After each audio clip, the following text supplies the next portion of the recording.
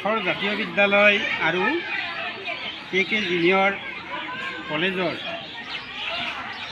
বিদ্যালয় সপ্তাহ আৰু লগতে বাৰ্ষিক যি অধিৱেশন আমাৰ বাৰ্ষিক অধিৱেশনখন অনুষ্ঠিত কৰাৰ পূৰ্ণদমে যি প্ৰস্তুতি এই প্ৰস্তুতিৰ ফলস্বৰূপে আজি প্ৰথম দিন বিদ্যালয় সপ্তাহৰ প্ৰথম দিন আমি তিনিদিনীয়া কাৰ্যসূচীৰে এই বিদ্যালয় সপ্তাহ ও অধিৱেশনখন অনুষ্ঠিত কৰিবলৈ ওলাইছোঁ। আজি প্ৰথম দিনৰ কাৰ্যসূচী আছিল আমাৰ পতাকা উত্তোলনকে ধৰি আমাৰ শ্বহীদ তৰ্পণ,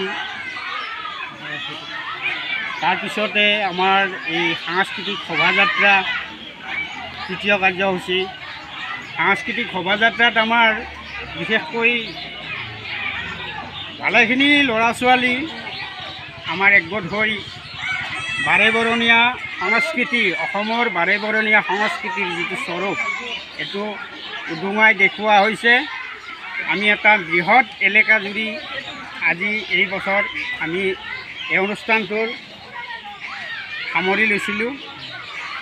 বৃহৎ এই এলেকাটো আমি বেলখৰৰ ভিতৰৰ ইপিনেদি আহি আমি প্ৰায় আধা অংশতকৈ অধিক স্থান আমি এই পদযাত্ৰা কৰি সাংস্কৃতিক যি শোভাযাত্ৰাৰ আয়োজন সমাপ্ত কৰিলোঁ। ইতিমধ্যে এইমাত্ৰ আহি পালোঁ। আমি আজি নথৈ আনন্দিত হৈছোঁ। কিমান বছৰ ধৰি কৰিলে আপোনালোকে? আমাৰ KK জুনিয়ৰ কলেজৰ আমাৰ 11 বছৰ আৰু একাদশ বিদ্যালয় সপ্তাহ, একাদশ বিদ্যালয় সপ্তাহ আৰু মহাবিদ্যালয় সপ্তাহ। কাৰণ কিয় আজি 2022 চনত KK জুনিয়ৰ কলেজৰ লগতেও আমাৰ ভাতৃসম বেলখৰ জাতীয় বিদ্যালয় আমি স্থাপন কৰিছিলোঁ। এই 3 বছৰত আমি ভালেখিনি সাফল্যতা লাভ কৰিছোঁ। আমাৰ এটাই উদ্দেশ্য, আমাৰ বিদ্যালয়ৰ পৰা আমাৰ কলেজ লেভেললৈকে যিটো 12লৈকে আছে, আমাৰ এই অংকুৰৰ পৰা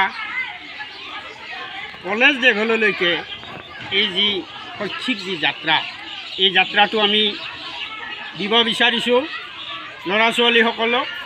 সেই উদ্দেশ্যে আমি এখন জাতীয় বিদ্যালয় ইয়াত স্থাপন কৰিছোঁ।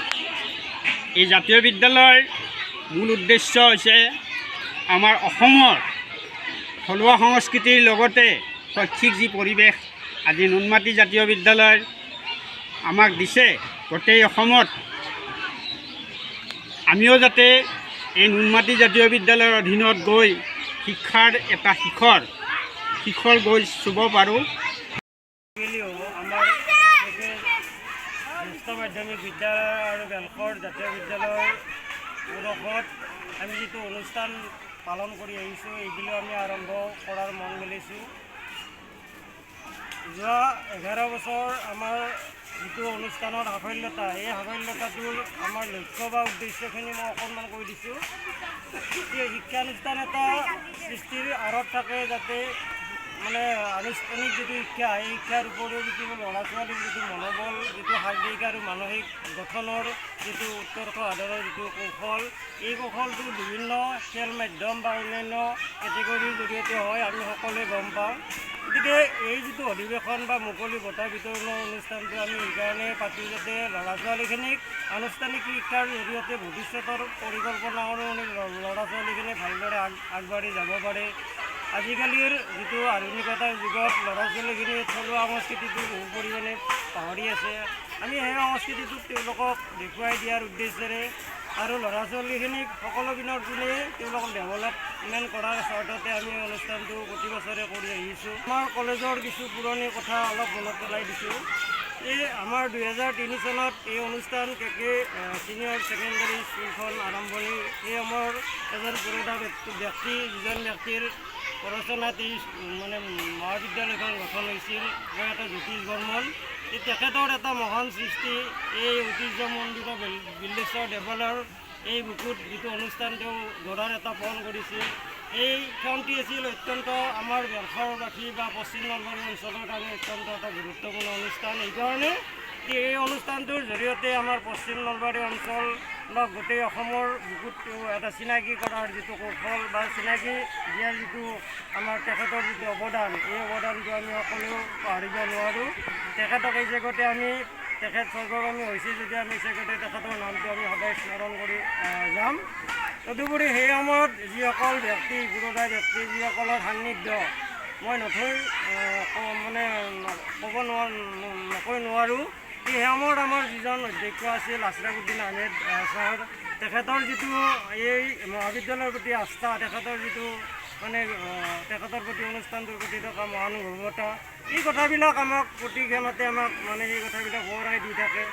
আজিও অধ্যক্ষ হিচাপে মই এইখিনি কথাকে ক'ব বিচাৰোঁ যে সেই যিসকল ব্যক্তি তেওঁলোকৰ যিটো আস্থা আৰু তেওঁলোকৰ যিটো কলেজৰ প্ৰতি কৰা তেওঁলোকৰ মানে উদ্দেশ্যতা, এইখিনিক আমি সদায় মনত ৰাখিব লাগিব। মই মোৰ পিছৰ যিটো জেনেৰেশ্যন আহি আছে তেওঁলোককো এই চেগতে মই সেই কথাখিনি ক'ব বিচাৰোঁ কি অনুষ্ঠান এটা আৰম্ভণিৰ পিছত অনুষ্ঠানটো ৰখাটো জটিল যদিও এই অনুষ্ঠানটোক যিমান পাৰোঁ আমি সকলোৱে লগ লাগি অনুষ্ঠানটো ৰখাৰ প্ৰয়াস কৰিব লাগিব।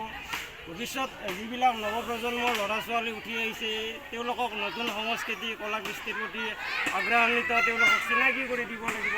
তেওঁলোকে কেনেকৈ আগবাঢ়িব তেওঁলোকৰ আধুনিকতাৰ এই সময়খিনি তেওঁলোকক মই এই জেগাতে মানে দিছোঁ, গুৰুত্বপূৰ্ণ এটা উপদেশ দিছোঁ। তেওঁলোকে যাতে সদায় সচেতন আৰু সদায় নিজৰ চৰিত্ৰটো ভালদৰে আগবঢ়াই নিয়াৰ ক্ষেত্ৰত অগ্ৰসৰ হয়। গতিকে এইখিনি আছিল যে এইবুলিও আমাৰ 2024 বছৰ যিটো ইংৰাজী চন, এই চনটোতো আমি এইবুলিও আমাৰ অনুষ্ঠানটো আৰম্ভ কৰাৰ প্ৰয়াস কৰিছোঁ।